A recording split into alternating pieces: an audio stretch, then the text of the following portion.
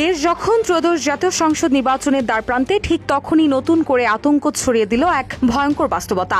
2024 সালের গণ অভ্যুত্থানের সময় লুট হয়ে যাওয়া হাজার হাজার আগ্নেয়াস্ত্র ও লাখ লাখ রাউন্ড গোলা বারুদের বড় অংশ এখনও অধরায় রয়ে গেছে।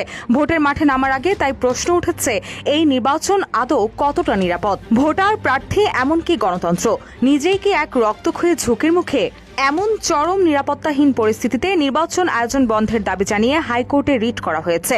14 জানুয়ারি হাইকোর্টের সংশ্লিষ্ট শাখায় জনস্বার্থে এই রিট দায়ের করেছেন সুপ্রিম কোর্টের আইনজীবী মোহাম্মদ মাহমুদুল হাসান।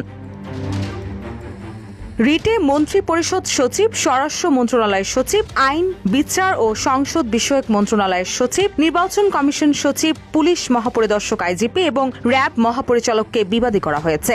রিট আবেদনে বলা হয়েছে, বিভিন্ন গণমাধ্যমের তথ্য অনুযায়ী 2024 সালের গণঅভ্যুত্থানের সময় দেশের বিভিন্ন থানা ও আইন শৃঙ্খলা রক্ষাকারী বাহিনীর কার্যালয় থেকে 5,750টি আগ্নেয়াস্ত্র এবং 6,51,609 রাউন্ড গোলাবারুদ লুট হয়ে যায়। অত্যন্ত উদ্বেগের বিষয় হল, সরকার এসব অস্ত্র উদ্ধারে পুরস্কার ঘোষণা করা সত্ত্বেও এর একটি উল্লেখযোগ্য অংশ এখনও উদ্ধার করা সম্ভব হয়নি।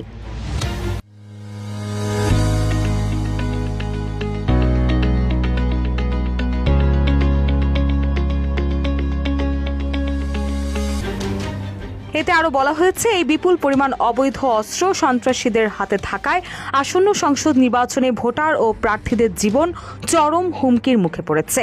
এরই মধ্যে ঢাকা 8 আসনের সংসদ সদস্য পদপ্রার্থী শরীফ ওসমান হাদির সন্ত্রাসীদের গুলিতে নিহত হওয়ার ঘটনা প্রমাণ করে যে অবৈধ অস্ত্র উদ্ধার না হলে এই নির্বাচন রক্তক্ষয়ী হবে। এছাড়া নির্বাচন কমিশনার অবসরপ্রাপ্ত ব্রিগেডিয়ার আবুল ফজল মোহাম্মদ সানাউল্লাহ বক্তব্য দিয়েছেন, নির্বাচনের আগে অবৈধ অস্ত্র উদ্ধার করা অত্যন্ত জরুরি।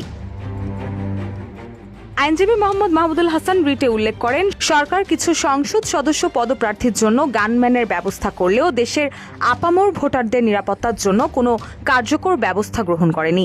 এই অবস্থায় লুট হওয়া অস্ত্র উদ্ধার না করে নির্বাচনের আয়োজন করা হলে তা বাংলাদেশ সংবিধানের 32 অনুচ্ছেদ অনুযায়ী ভোটার ও প্রার্থীদের মৌলিক অধিকার অর্থাৎ জীবনের অধিকারের চরম লঙ্ঘন হবে।